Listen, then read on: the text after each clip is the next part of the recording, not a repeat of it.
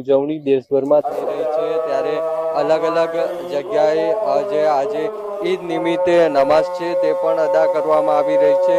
સરખેજ રોજા ખાતેના દ્રશ્યો છે કે જ્યાં નમાઝ છે તે અદા કરવામાં આવી રહી છે। ઈદના તહેવારમાં ભાઈચારો અને એકતા પણ જોવા છે તે મળે છે, જેમાં લોકો નવા કપડાં પહેરે છે અને એકબીજાને ગળે મળે છે અને ઈદ મુબારક કહે છે।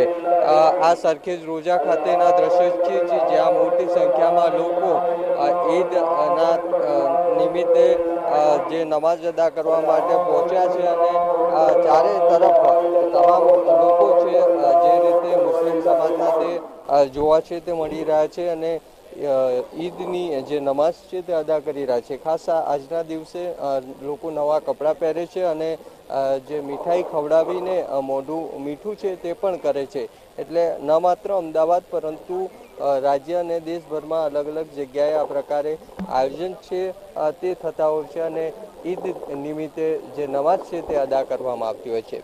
કેમેરામેન તુષાર પરમાર સાથે મૌલિક ઉપાધ્યાય, TV 13 અમદાવાદ।